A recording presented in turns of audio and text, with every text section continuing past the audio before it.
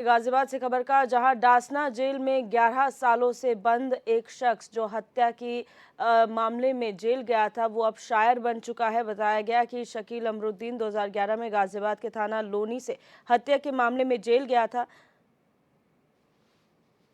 वहीं जेल से छूटने के बाद शकील शायरी लिखने लगा। इसी के चलते जेल के कार्यक्रम में शकील ने कविता सुनाई तो अधिकारी और कैदी जो है उसके फैन हो गए।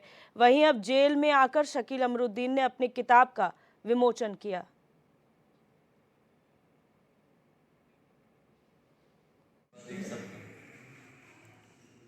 मैंने 11 साल यहाँ पे जेल काटी है, तो करीब 3 साल तक आंखों में आंसू थे। 3 साल के बाद मैंने यहाँ पे थोड़ी पढ़ाई लिखाई शुरू की, तो इग्नू से डिप्लोमा किए। तो उसके बाद मैं थोड़ा घना मैं सीख गया, मैं बाहर से पढ़ा हुआ नहीं था। तो उसके बाद मेरा कुछ 1-2 कविताएं लिखने का विचार आया, जो लिख लेते हैं अपना पढ़े पढ़े गम में, इस तरीके से। तो मैंने एक कविता लिखी, उसकी मैंने एक प्रोग्राम में परफॉर्मेंस की, तो सबने बहुत तालियां बजाई, बहुत अच्छा लगा सबको। तो फिर मेरे में एक जुनून सा पैदा हुआ कि हाँ, लिखना चाहिए। तो फिर मेरे को सपोर्ट अधिकारियों का, इनके जेल अधिकारियों का और इनका इंडिया विजन फाउंडेशन का बहुत सपोर्ट मिला। मैं जब इनको मेरी कविताएं अच्छी लगी तो इन्होंने मेरे को हर तरीके से सपोर्ट किया। तो फिर मैं लिखता चला गया। पर मेरा सपना था कि मैं बाहर जाके अपनी एक किताब बनाऊं, चाहे उससे मुझे कोई फ़ायदा ना हो, बस लोगों के सामने मेरी ज़िंदगी आ जाए, बस ये मेरा सपना था। तो सर 2014 में इंडिया विजन फाउंडेशन ने जब इस दासना जेल में काम करना शुरू किया तो शकील हमारा एक ऐसा बेनिफिशियरी था जो हमारे सेंटर पे आता था और उसने अपनी इच्छा जाहिर की थी कि वो लिखना चाहता है। तो सर के सहयोग से हमने उसको लिखने का पूरा प्रबंध कराया गया और 2017 में हमारा एक प्रोग्राम आया, धुन प्रोग्राम, जिसमें म्यूजिक के लिए हमने music as a therapy use करी थी और शकील उसका एक अहम हिस्सा था। और शकील को हमने मौका दिया कि वो लिखे और धुन के साथ, म्यूजिक के साथ उसको पेशकश करे।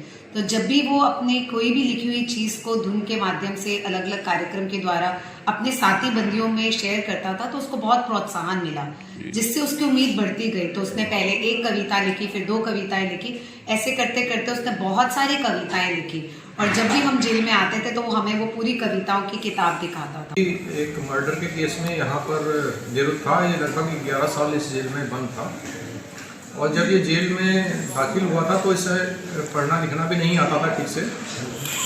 इसको यहाँ पढ़ना लिखना सिखाया गया जेल में और इसकी रुचि के हिसाब से जब इसने कुछ पंक्तियाँ लिखी, एक बार इसने सुनाई तो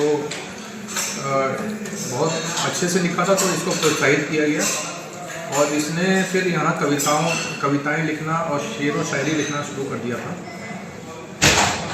इसका हुनर पहचानते हुए हम लोगों ने और इंडिया विजन फाउंडेशन जो संस्था यहाँ काम कर रही है उनके सहयोग से इसको हमने प्रोत्साहित किया और इसको सारी सुविधाएं क्या कहते हैं उपलब्ध कराई लिखने पढ़ने की।